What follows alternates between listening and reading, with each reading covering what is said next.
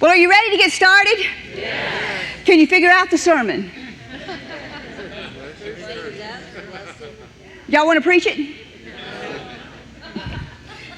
Oh, well, I'd let you. Okay, well, we're just going to get right into it. First off, I want to thank Dave, wherever he went, for helping me, and Rob and all the guys. Dave worked hours stapling all my things on these little things you're going to see, and I think some of you got them yesterday, and I sent him on an errand, and he found it, all the stuff, and Rob got the doors and stuff for me, so thanks, guys, because they don't ever know what I'm going to do. And like the last time we had those mustard seeds, the guys had to work all day Saturday putting those little mustard seeds in those little Ziploc bags, you know. So you never know what the Lord's going to tell me to do. And I said, I need to do this, but it's just going to be so hard. And so he just starts working, you know. So I'm thankful for the people that we have. I don't ever take them for granted. Thank you, Lord, for them. Well, anyway, Deuteronomy. You ever heard that song, Lynn Meek? Deuteronomy? No? It's a good song. It's a good song. Deuteronomy chapter 30, verse 19. If you don't have this marked in your Bible, get you a marker and highlight it, star it. And like Brother Hagin used to tell us, if you can't mark in that Bible, throw it away and go get you one you can. Get you one that you can.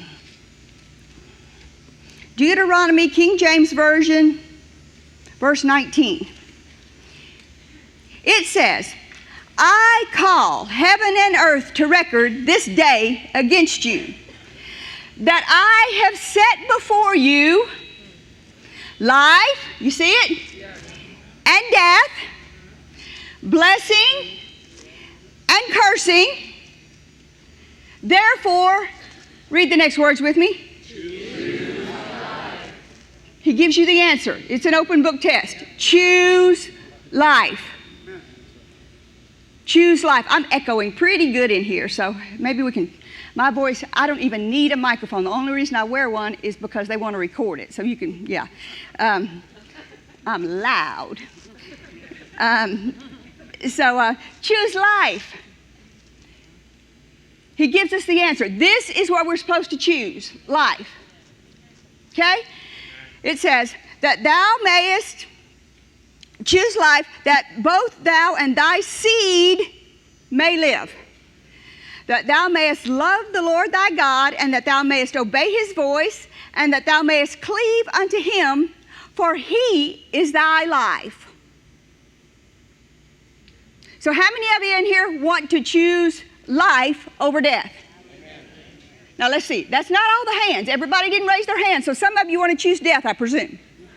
Let's try that one more time. Okay, people on the internet, people in Branson, put Branson on the screen. I want to see everybody's hand. How many of you in here would choose life over death right now?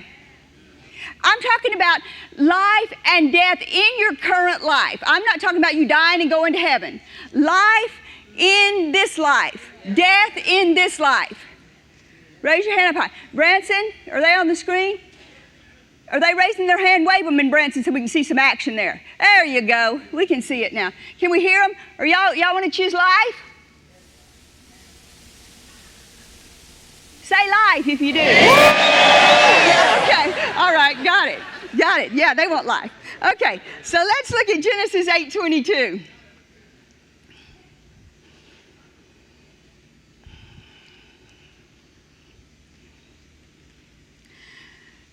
While the earth remains, how long is that going to be? While the earth remains. Is the earth still remaining now? Yes. Where do we live? On earth. Okay. I just want to make that real clear. Where are you living now? Everybody in here living on the earth, or some of you is pretty spacey? Are you living on another planet? Some people I talk to sometimes I think is pretty spacey. I think they're from another planet, outer space somewhere. But everybody in here from planet Earth, right? We don't have any aliens in here, right? Okay. As long as the earth remains, seed time and harvest. Cold and heat, summer and winter, day and night shall not cease. So there's always going to be seed time and harvest. Don't forget these two things that we've talked about as we go on to this next, and it's going to all start pulling together for you. Luke 6:30 in the NIV.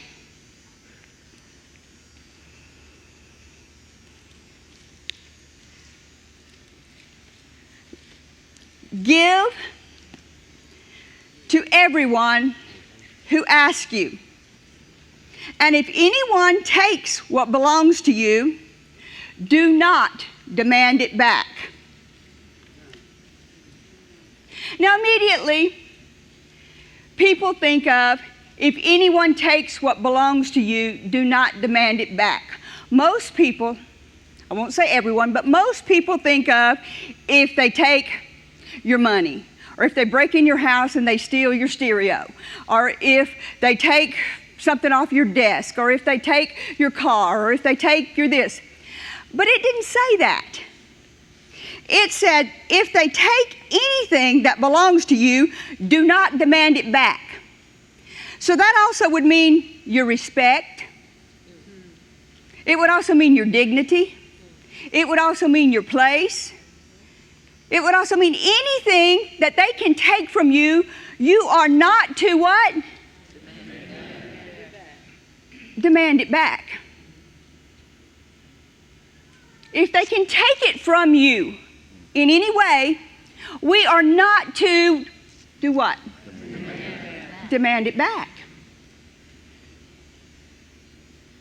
Anybody in here ever had anything taken from them?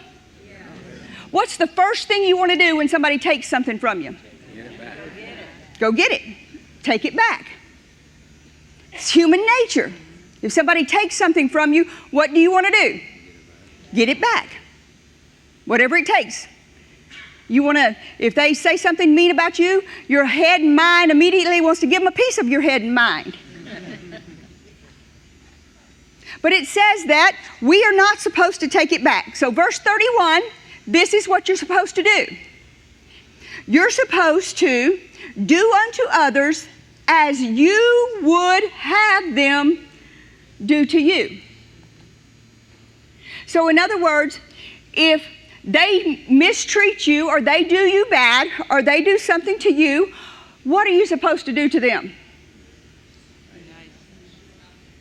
Do what I want them to do to me. React to them the same way you'd want them to react to you. Maybe they had a bad day. Or maybe they were on drugs and stole something from you. Or maybe they were just mean to you that day. Or maybe they just were in a bad mood. Or maybe they, maybe this. Maybe they just are a baby Christian and they reacted just like, we're not going to call any names, but it starts with a Y and ends with a U. Because they're not all sanctified and holy yet. And they acted just like, starts with a Y and ends with a U that day. Has anybody in here ever lost their cool or lost their temper and said something they regretted or did something that they regretted? Yes. Well, how do you want people to react when you do that?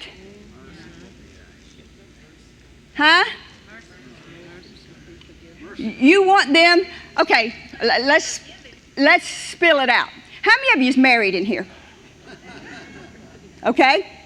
You married people, have you ever taken any frustration out on your spouse? Ever, ever, ever, ever? Ever?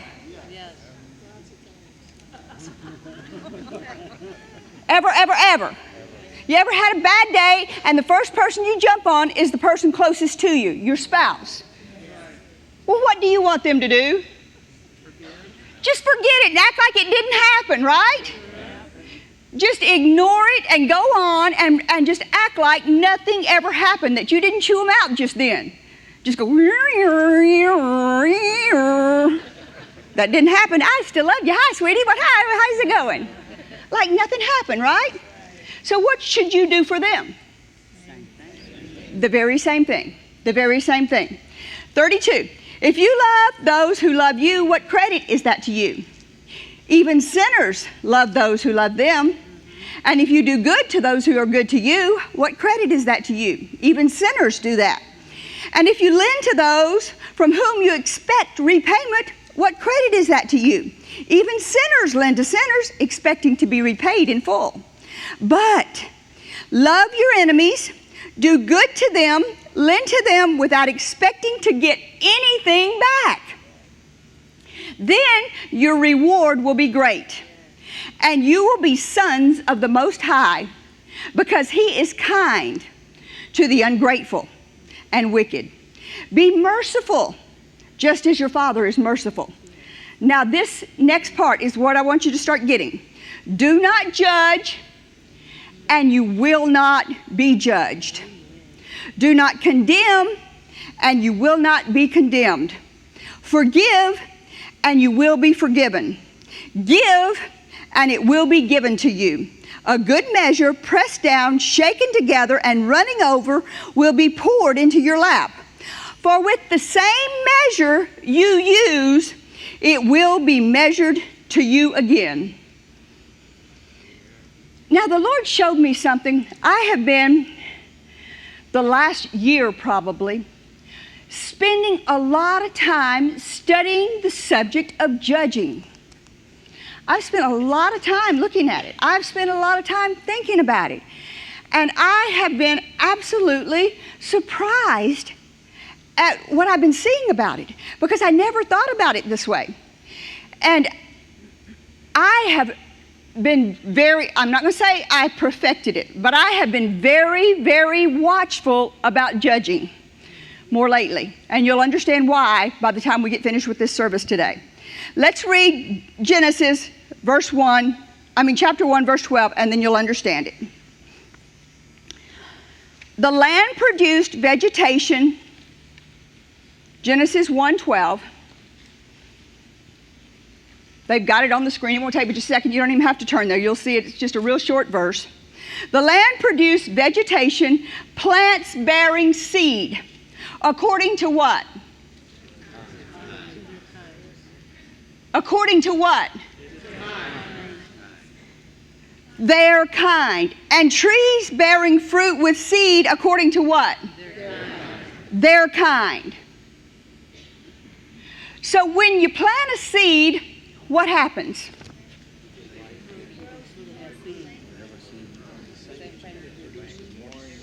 Get a harvest. When you plant a seed, it produces, and you get a harvest of that. Say that with me. When I plant a seed, it grows, and I reap a harvest of that.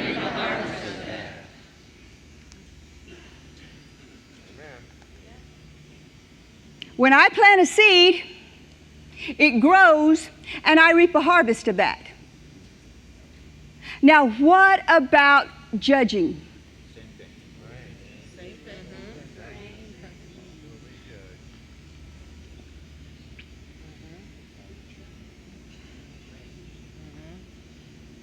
What about it? What happens if you see somebody in here and they're doing something wrong, and your mind automatically goes, what an idiot?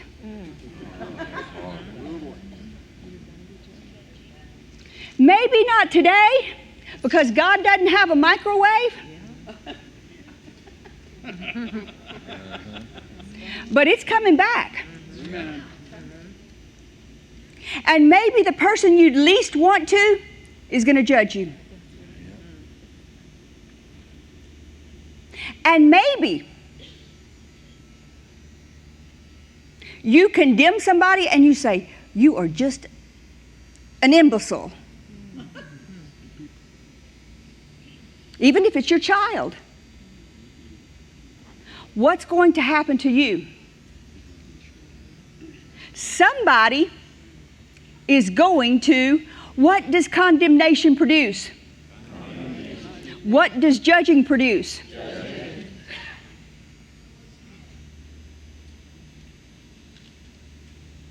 What does forgiving produce?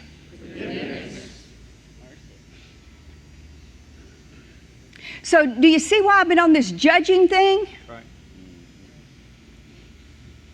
We shouldn't judge our brother. We shouldn't judge our sister. We shouldn't judge our mother. We shouldn't judge our boss. We shouldn't judge our cousin. We shouldn't judge our neighbor. We shouldn't judge our husband, our wife. Because what's going to happen to us is the minute that we start doing that is going to be what produces the next part of our life. Amen. The next things that are going on in our life is going to be what happens. Let's look at it in more detail. Are you ready? Let's read Matthew 7, and we're going to get into some exact explanations of it. Matthew 7, verse 11. If you then, though you are evil, know how to give good gifts to your children, how much more will your Father in heaven give good things to those that ask him? Here it is again. So in everything, do to others, this is NIV, sorry, what you would have them do to you. Now we always call that the what? Golden rule. So in everything, do to others what you would have them to do to you, for this sums up the law and the prophets. Now here's where we get to the doors. So listen real carefully. Actually yesterday, when I was starting to prepare this, I was reading this, and I told Dave, I said, I saw 2 doors, and I saw these pots and stuff, but then I read the verse again, and it said gates. So he went out and spent half a day looking for gates. But we couldn't find gates, so we wound up with doors, and that's why I saw doors.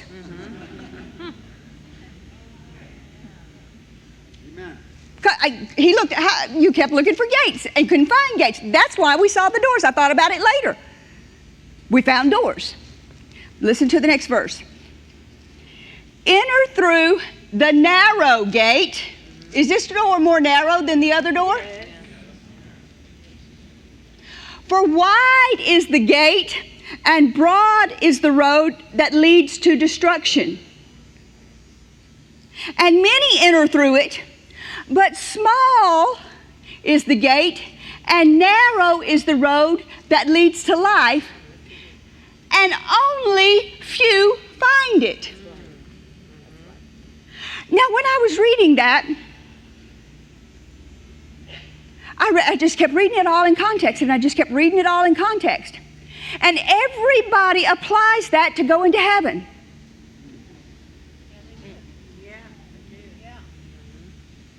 Don't they? Yes. But he didn't say go into heaven. That's right. Nowhere in there did it say going to heaven. It said, so in everything do unto others what you'd have them do unto you. See, for that sums up the law and the prophets. Enter through the narrow gate, for wide is the gate and broad is the road that leads to destruction. And many enter through it. And small is the gate and narrow is the road that leads to life, and only few find it. Is there any destruction in anybody's life here in this world? Is the devil destroying people's bodies every day? Yes. Is the devil destroying people's finances every day? Yes. Is the devil destroying people's minds every day? Yes. Is the devil destroying people's marriages every day? Yes. Is the devil destroying people's kids every day? Yes. So is there destruction going on here on this earth? Yes. So where does that say that the destruction is you going to hell? I don't see that it says, and leads to the destruction of you going to hell. It says, enter through the narrow gate, for wide is the gate and broad is the road that leads to destruction, and many enter through it. I think we could be entering to the wide gate on a daily basis. I think we're making a lot of choices that apply to our lives today that are causing us to enter this door, and death is happening in our lives every single day instead of life. And it's not God's choice. He told us to choose what? Life. He told us to choose this. So what we've got to do is we've got to get, like, have you ever seen a racehorse? What do they do with a racehorse? They put blinders on it so that they can only see what is ahead of them.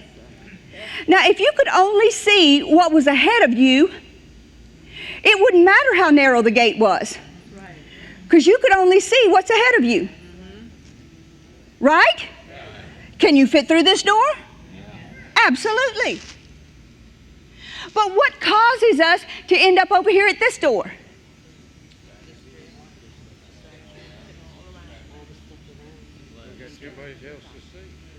Huh? Well, let's look at a few things. Ephesians 4. This is the Amplified. Let's see if we're gonna pass some testing here today. Now, some people were given some signs. Don't let anybody see it just yet. But we're going to do something. Because everything we have is a seed. And everything we do is a seed. And I want to show you something, what's happening in people's lives. Ephesians 4 says, let's see if I can find my page here. Let all bitterness. Bitterness means anger and disappointment at being treated unfairly. Now, where's Mr. or Miss Bitterness? Would you please stand up? Come on. Come on down, Miss Bitterness. Just her sign. She's not really that way. She got bitter because somebody mistreated her. And she was disappointed about it. And she didn't get over it. And her not getting over that bitterness caused her to walk through this cursed door of death. These are the things that cause us to lose life in our lives every day.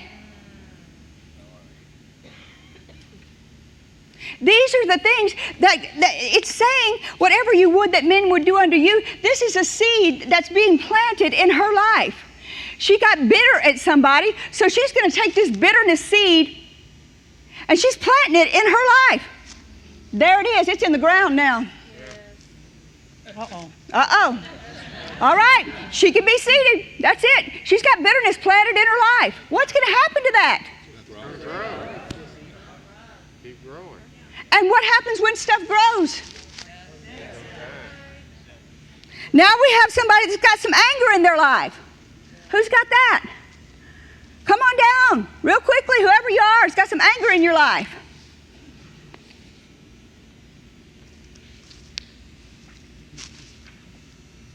See how quick we can get down here. We got lots of these. Let the next, anger means a strong feeling of annoyance. He got annoyed at somebody because they got his parking place. Or he got displeased at somebody because they didn't give him the contract that he wanted. Or he got in hostility or disappointment, just total disappointment because somebody didn't do what he wanted them to do. Now, could he have gotten over that? Yeah. But he chose not to get over it.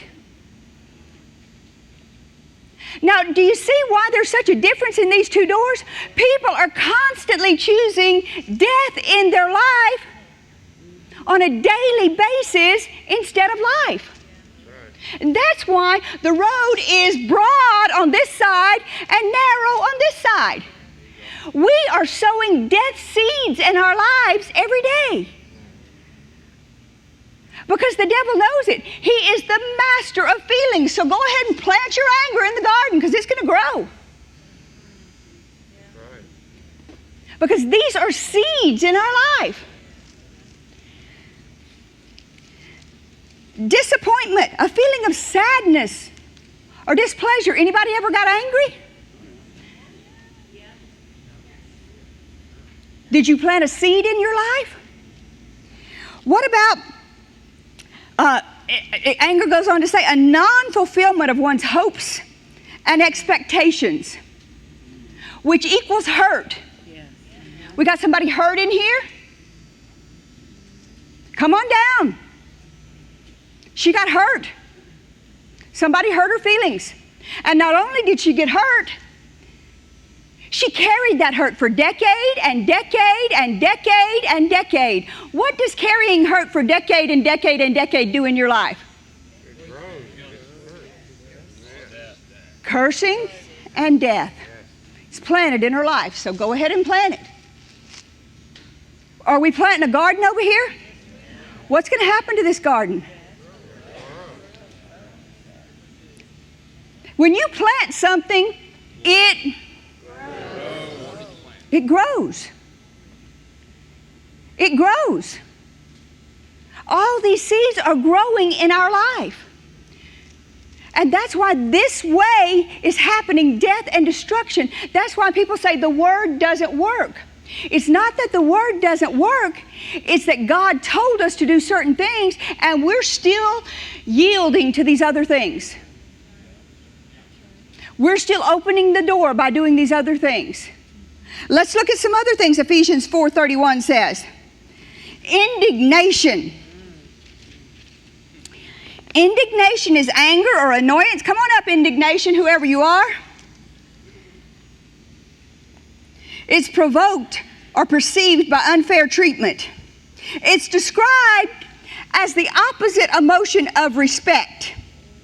Even though it's become synonymous with anger, or the opposite of gratitude, or being thankful, it doesn't appreciate anything, basically. Indignation. But you know what? He got indignant about it, but he got home and he got to thinking about it, and he thought, I have no right to be indignant with those people. God knows better than that. They didn't really mean what they were doing. They didn't really mean that. So he got a little love with his, and he was able to go through the other side. So that love covered that indignation. And that it just fell to the wayside. So you can throw your indignation on the side. There you go. And his love covered it. He said, I'm just going to walk in love with them, even though they treated me that way. And they were disrespectful to me. And they abused me. I'm still going to walk in love with them. And he planted some love. So what's he got growing in his life? Love. Love.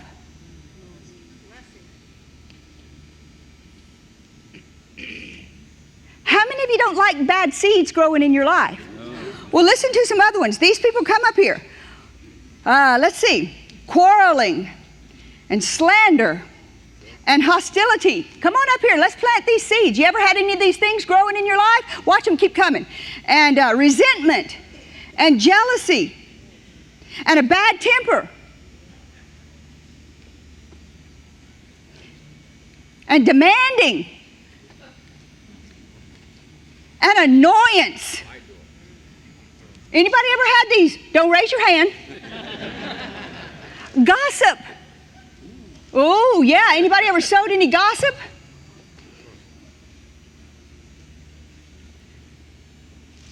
We got all these seeds growing in people's lives. Annoyance is an unpleasant mental state that's characterized by such effects as irritation, and it's very distracting in one's conscious thinking. It can lead to emotions of frustration and anger. So are we going to plant all these things in our life? No. Have we been planting them? Yes. So who's winning in our lives? Do you understand why broad is the path? Do you understand why so many Christians' lives are failing? Because all the devil has to do is, whoever has a sign, go ahead and bring it up here. I can read them all. Resentment, quarreling, let's see. Malice, slander, I don't know if late. You ever planted lateness? Huh? Look he's hiding his face. What is he? What is he? Procrastination. See, he's coming in late. Look at him.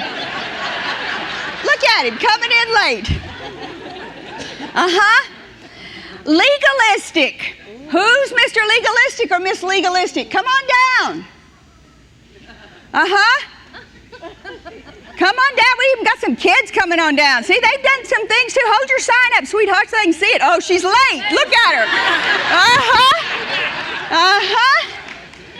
Yeah. If you have a sign on those, come on down. Come on down. Hold your sign up, cuteness, so they can see it. Hold it up real high. Yeah, don't hide your face. Yeah, there you are. What does her sign say? Legalistic. Okay. Have we ever planted any one of these seeds? Bitterness, anger, hurt, slander, jealousy, resentment, quarreling, bad temper, hostility. Have we ever been demanding? Have we ever got annoyed with anybody? Don't hold up your hand. I tell you what we should do. Okay, here we go. You should go stand behind your sign. Oh. I think I'd probably have to stand behind every one of them at some point in time in my life. And so who wins these battles? We have seed. Plant your seed in the ground. We have seed in the ground for each and every one of these things in our lives. But now we have a few people. Hand me these right here.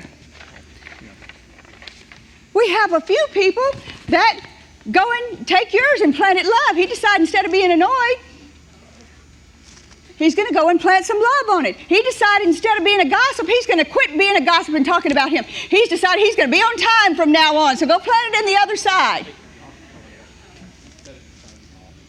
And these guys decided the same thing. Go to the other side and plant your love. And go to the other side and quit being legalistic with everybody. Do you know if you're legalistic with people, people are going to be legalistic with you. If you have to fill out every dot and line, if you have to do everything just exacting, when you do something, nobody's going to fill in that line for you when you have to fill out a form. They're going to call you all the way back downtown and make you come there and fill it out. Because you're planting that kind of seed. I would rather plant this garden. I would rather plant this than all these things over here. Why do you think this door is so narrow? Because all the devil has to do is go, feel this, you're mad at them. Feel this, you're annoyed at them. Did you see what they said about you in the newspaper? Get upset, get hurt, get annoyed. These are all words that we live with every single day of our lives. And every single day of our lives, we have about 1 second to make a choice. Are we going to get annoyed? Are we going to get hurt? Are we going to lose our temper? Are we going to get hostile with people? Have you ever gone into a place of business and they are just rude as rude can be? And the first thing you do is be rude back. No. I don't know. Where's Tom? Is he back there in the back? Or did he have to go deal with the kids? Anyway, the other day, we were dealing with something, and it's happened to me 100 times. It's happened to Tom. It's happened to Dave. It's probably happened to every person in here. We go into a place of business. I forget where we were the other day. We were in a place of business. We did our whole thing with them, and when we got ready to leave, they said, it sure was nice waiting on some superstars today. And we went, what?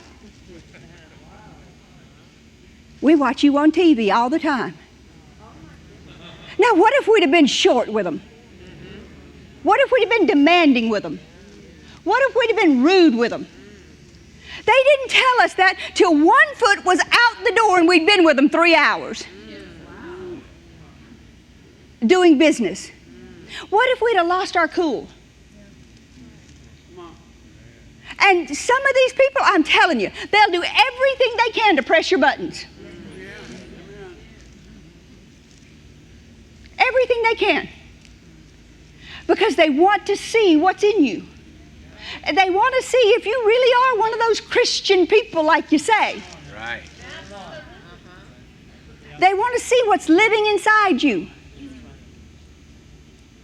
But any time that one of those things arises, the fastest and easiest and best way to overcome it is just as soon as it happens, don't yield to it 1 second.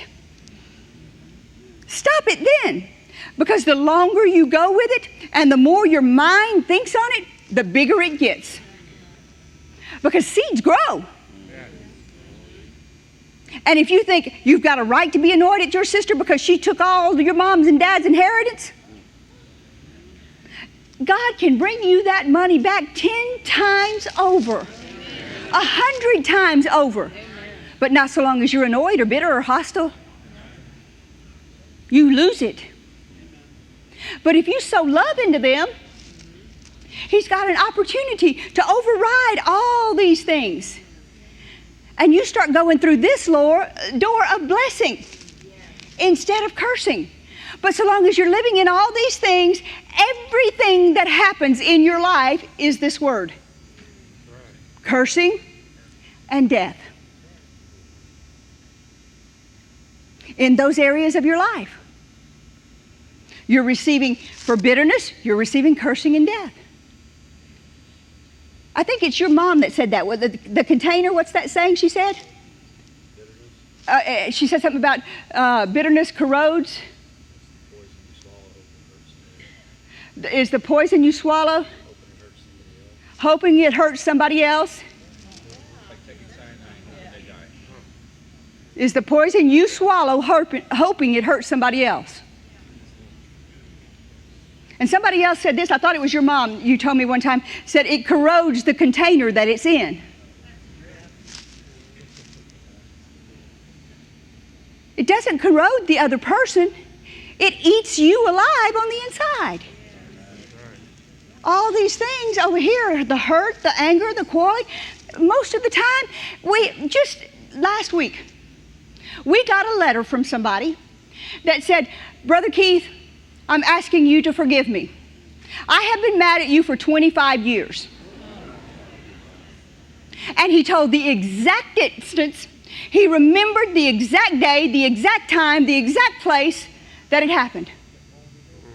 Now, 25 years holding anger and bitterness inside of you will do what to you?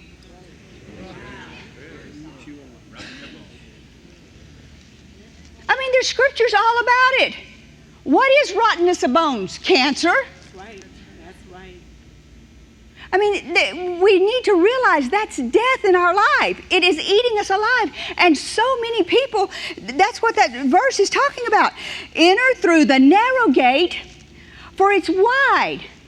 How many people actually, when something comes up in their life, they don't feel like it's my right. I demand my rights. I have a right to give them a piece of my mind. That was my money. It was my things. It's my respect. Well, you just went through this door. And destruction's headed your way. Where if you can stand upright and say, you know what? I've been a baby myself sometimes. And I've said and done things I wished I wouldn't have said and done. I've thought things I shouldn't have thought. I'm just going to walk in love with them. And I'm going to say, Father, forgive them. They don't know what they're doing. Amen. Who is our example?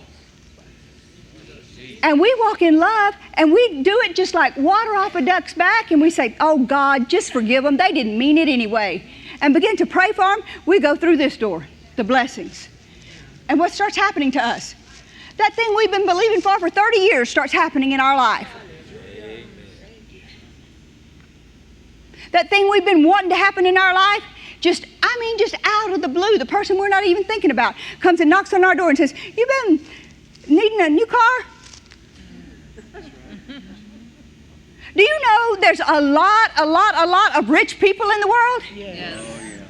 And it wouldn't take nothing for them to come and knock on your door. Do you know how quick it could be that God could come along and He could touch your body and heal you? Yes. Just like that. Tomorrow morning you could wake up, not a symptom in your body. Yes. Yes. Amen. It doesn't take God any time to do anything for us. It's us that's holding back God from doing things in our life. Because He's trying His best. He said, choose life. He told us what to choose. But so many of us are choosing the death. Every single day we wake up And the devil makes sure that the very thing that would cause us to choose death comes across our path. That's right. And we have to make a choice. Now, there's not a lot of people that are strong enough when somebody says the one thing that annoys them and talks about their kids or talks about their spouse or talks about their money or steals money from them, is strong enough just to say, nope, I'm going to forgive them.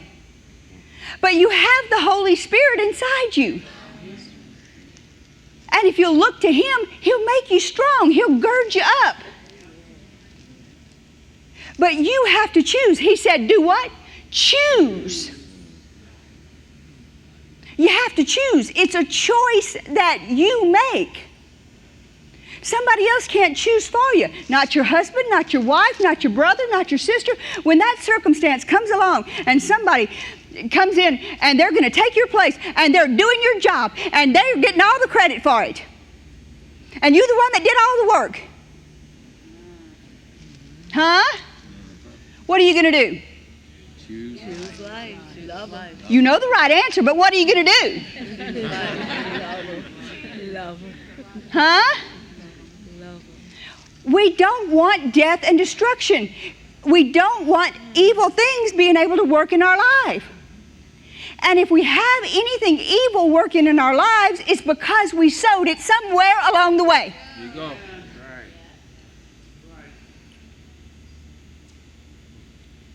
God, that's what happens. God is such a good, merciful, faithful, true, wonderful Father God. But do you know what? He can't keep you against you. He tells us to choose life. He tells us to choose the good things. He tells you what to sow. He is a God that has to be fair. And if you've got somebody that is never judging anybody, and you've got somebody that's never criticizing anybody, or never gossiping against anybody, or never being bitter against anybody, or anger against anybody, or never wallowing in their bed all week in hurt, their doors are not open for the destroyer to come in and destroy them. But when you yield to the devil, you've planted seed with the devil and he can come in and destroy you. It's not God destroying you. He's saying to do what? He's saying to choose life. But when we plant that seed, whose side are we on? And we give him access to our lives when we do this. When we plant this seed, now, let's look at some other seeds. You want to plant some other seeds in your life? Let's do it. Let's look at the fruit of the Spirit. You ready for those? Yes. Galatians 5. It says, love. Who's got that one? Did we give anybody a loved one? Okay, we got all those loved ones. Let's see what it says. Okay. Love gives freely without thinking if someone deserves it or not.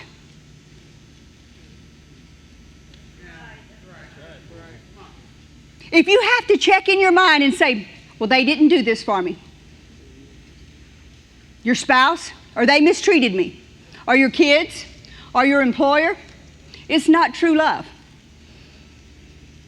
Love gives to people whether they deserve it or not. Amen. It's love. It's not a feeling. Okay, the next one is joy. Who's got the joy?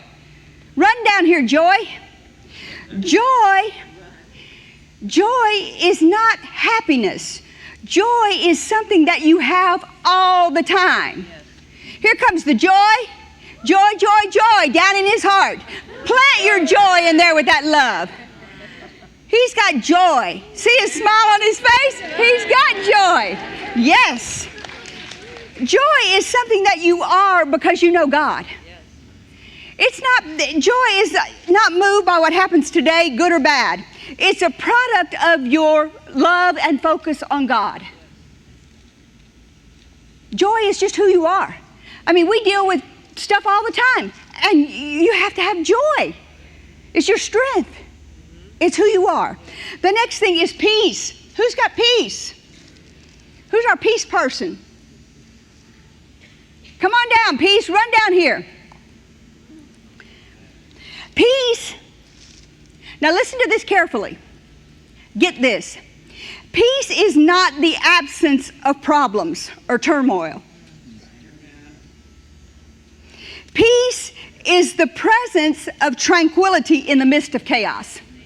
Plant your peace in there. Did you get that? Peace is not the absence of problems.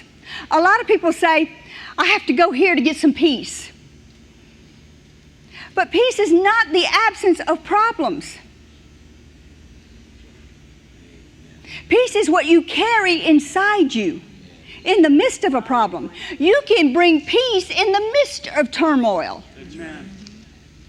You can walk in loaded with peace because you spent time with the Lord. Amen. And every time you bring these things into a situation, what are you bringing into your life? You're planting peace. Every time you overcome something and you give joy or you give peace to somebody, what are you doing? You're planting that into your life, into their life, so you're going through this door and good things are going to be happening for you. No matter what the certain situation is, maybe the situation was turmoil, and maybe they were chewing you out, and maybe there was chaos. But you say, you know what, I know it was bad, and you know, and you stole all the money. You did, you stole it from us. But you know what? We believe you'll be able to get it back to us at some point. You minister peace. You give them a way out. You figure out a way to minister some joy to them. You minister love. And what are you planting? You're planting some mercy with them too. And some forgiveness with them. And it can come back to you that very same way. Okay, long-suffering. Did we have long-suffering as one of them? We called it another word. I think we called it patience. Patience. Here comes some patience. Now that's a big one right there. Give that one to Dave. Dave's got this one for driving in traffic. We're going to give him some patience for driving in traffic. He has really grown in this area. If you've ever ridden with him, is this right, guys? Yeah, he's grown. He used to talk to every car that was on the road. What are you doing? Who gave you that driver's license? Where did you get that? And you didn't know if he was talking to you. You were talking to him on the phone or something, and he's just constantly talking about something else. Isn't that right? But now he doesn't do it anymore. He has become Mr. Patience. So he's sowing it to everybody on the road. Isn't that so kind? And I think probably he gets less behind those kind of people anymore. You know? So that's a good thing, right? Or in the grocery store line. You know? Or with your kids. Or with your spouse. You want to sow what you want to reap. Have you been reaping a lot of people that don't have any patience? What you been sowing? Huh? Huh? I want to sow a lot of patience with people. A lot of patience, because I like things done very fast. And yesterday. So, slow down. Huh, Dan? Me and Dan are a lot alike. I think Dan and me have gotten in trouble more about moving too fast than anything we've ever done. Because we like it done yesterday. And that wasn't soon enough. Maybe last month. Yeah. So patience is one of our strong points. Yeah. We're going to confess that and we're going to sow it lots. All right? So then the next one, humility. Yeah, patience means that you'll just put up with stuff out of people. You'll just put up with it. What if they just keep doing the same thing over and over and over again and you've asked them to stop doing it 150 times? Let me ask you this question. How many times has God asked you to change something? Or to fix something? Huh? Would you want him to have some patience with you?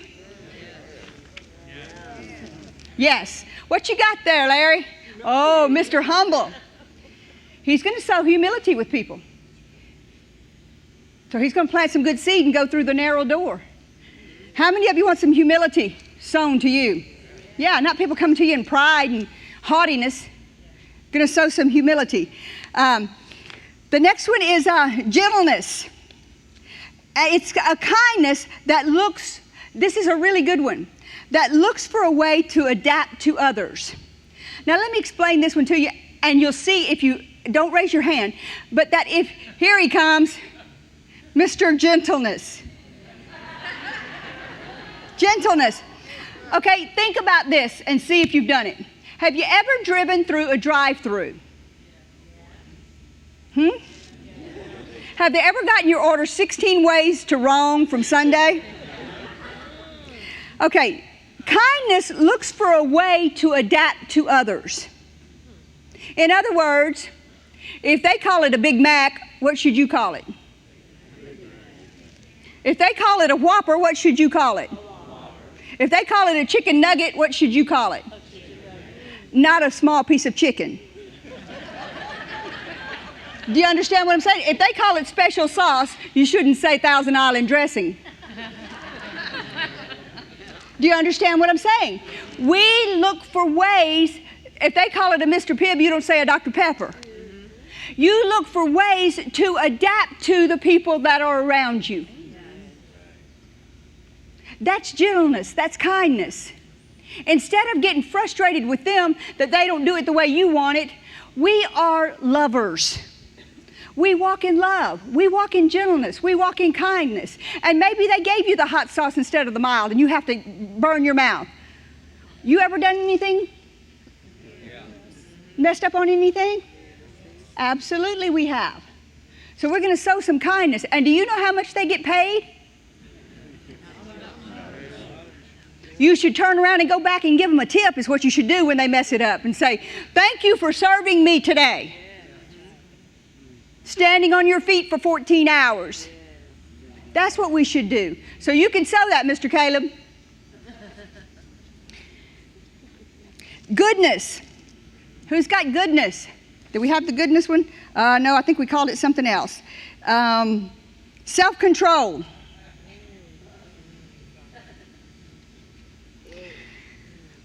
Or kindness. I think it was kindness. Kindness. You got kindness? Good. Kindness.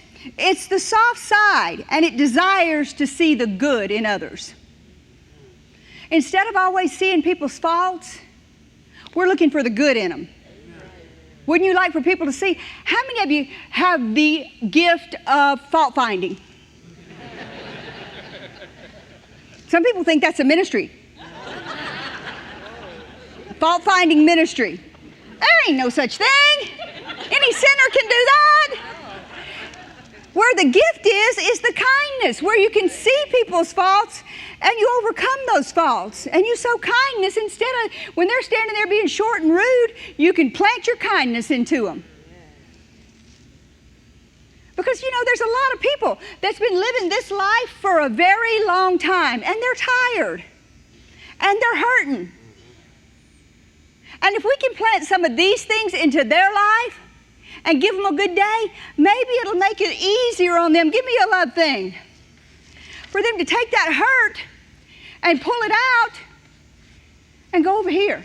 Maybe they've been hurt for a long time, but you keep planting your love into them over and over and over every day, and you keep loving on them no matter how bitter they are towards you and how hurt they are at somebody else. And you keep loving on them and loving on them, eventually what's going to happen? That hurt will go away and love will take its place because of you. We can take people that were cursed and bad things happening in their life and bitterness, and we can take it and we can get it out of people because we keep sowing love in their life. We keep sowing good things in their life. Maybe it's your spouse, maybe it's your sister, maybe it's your brother. Do you know people will listen to love when they won't listen to preaching, scripture? They'll listen to kindness. They'll listen to a hug. When they won't listen to you tell them one scripture or say the word G-O-D, they'll listen to that love. And it'll overpower everything else that's going on. You can take that love and plant it on top of every one of these things here. You can take every one of these out and stick it over here in this love, and what's going to happen? Any one of these. Anger, you plant it in this love, it's going to fall aside. You plant slander, people talking bad about you, you plant it in that love, it falls aside. Any one of these bad things, no matter how bad you were at these things, you start putting love on top of it with other people, and it starts coming up, and this garden starts growing. And you want to know the thing about the fruit of the Spirit? You want to know the good thing about the fruit of the Spirit? I was sitting out on my back porch yesterday studying, and our staff gave us some fruit trees. And I'm sitting out there, and I'm looking at these fruit trees, and they're baby fruit trees. I mean, they're not big around hardly as this podium right here. They're just a little bit bigger than that. And they have got fruit all over them. They're just growing and growing and growing. Because the thing about the things of God are, with the devil, he can add. He adds, and he'll add a little trouble for you and cursing for you on your hostility, and things get bad. But you know what God is? But he's even better than that. God is, go ahead and get that out back there for me. And let me explain what God is to you. You're going to like it. God is, not only did you plant that seed, he's a multiplier. And he makes it grow fast. You ever seen anything God did that he didn't do good and he didn't multiply? He don't grow one grain of corn. That's right. You plant one grain of corn in the ground, and what happens? You ever seen a fruit tree? How many of you here in Florida have a fruit tree in your yard? Raise your hand. How many of those fruit trees grow one orange, one mango, one avocado, one grape, fruit, whatever? How many? One. How many of them grow hundreds on there? Raise your hands. It just grows.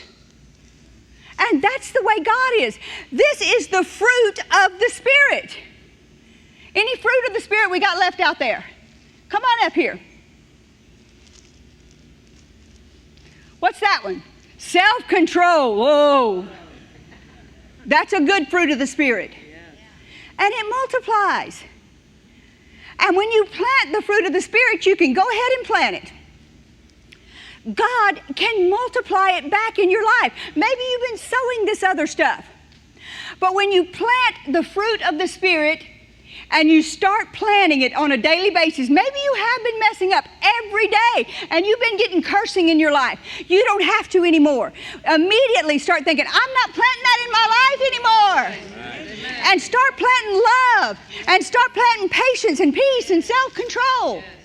Override those other things and start getting God's blessings in your life. And you'll start seeing the destruction in your life start going away and the life come into your life. Enter in through the narrow gate or the narrow door. The fruit of the Spirit is love, joy, peace, patience, kindness, goodness, faithfulness, gentleness, and self-control.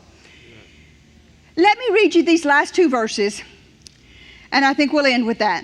James 3 says, verse 16, for where envying and strife are, there is confusion and every evil work. So if there's envying and strife in your marriage, you've opened the door to destruction. You got to get it out. Somebody has to start. Somebody in that relationship, whether it's a family matter or a marriage, somebody has to get them a sign, and if they have to walk around the house just like this all the time, I'm serious. Because where there is those things happening, envying and strife, the devil is manifest his presence in there. You've got to get this working in there. Amen. And somebody has to start it. There's got to be some love started growing in there. And sometimes love, it does multiply, but when you plant a seed, do you see a result overnight? God's good to us, and He does grow things fast in our life, but sometimes it takes more than just overnight for things to start changing. So we have to start making them happening in our lives. Hebrews 12:15. Looking diligently, lest any man should fall from the grace of God, lest any root of bitterness springing up in you trouble you, and thereby defile many. Not only do these things affect you, not only do all these cursings and death affect you, not only have you yielded to them, but when you yield to them, you can cause other people around you to yield to them. Because you'll start talking them. You'll do the gossip thing. You'll start saying, did you see what they did? You can't keep it inside, because that's the way the devil is. When you're bitter at somebody, you want everybody to know that they're bad. When you're mad at somebody, you want everybody to know what they did to you. When you're hurt with somebody, you want everybody to know how mean they were to you. So what happens is, not only are you defiled, you begin to defile everybody around you, and it spreads like a cancer. That's right. And it not only hurts you, but it hurts this one, and this one, and this one, and this one, and this one, and this, and anybody that will listen to you. But guys, we need to be smarter than that. And when people start coming to us and talking about other people, we need to go, because what happens is, you end up in that category over there. Because you are listening to the defilement. You're listening to the death.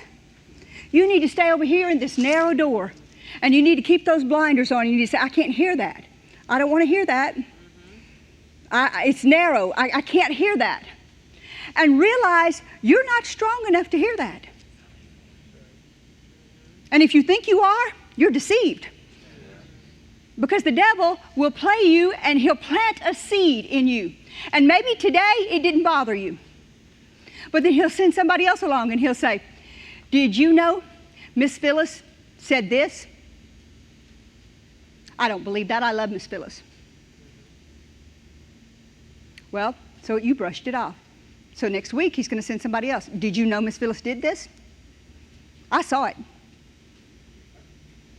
I saw it.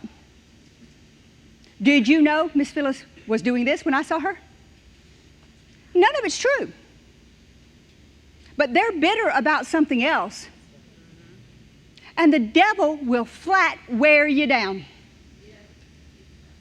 He'll just wear you down, whether it's true or it's not true. He'll start it in on Rob, he'll start it in on you, he'll start it in on you, and whether it's a family member or a co-worker, you've just got to keep your blinders on, and you've just got to say, I don't believe it, I don't believe it, I don't believe it about them, I don't believe it. And keep your blinders on and just say, love. The reason that you want to do that, listen carefully why you want to do that. Get a clue. You don't want to judge Miss Phyllis. Amen. Amen. Whether I messed up or not. That's right. Whether I blew it or not. You don't want to judge me. Because you don't want to be judged. You want to sow some love. Because you may mess up. You may mess up worse than me. You may mess up less than me. But you're going to mess up sometimes. I'm sorry. People mess up. They make mistakes. And do you want it broadcast everywhere? Or do you want, if you mess up, for it to be squelched right then and nobody find out about it? Then that's what you want to sow. So when people come talking to you and telling you things, you say, you know what? They put it under the guise of let's pray for them. Just say, you know what? I don't want to hear it. I don't want to hear it.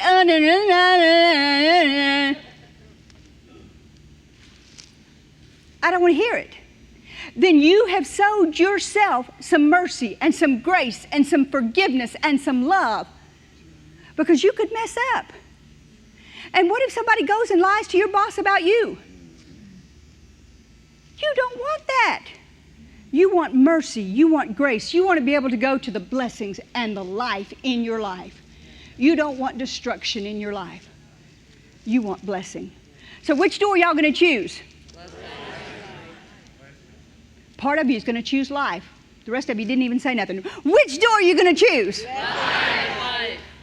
Branson, which door are you going to choose? Let's see what they say. Wait, Branson, which door are you going to choose?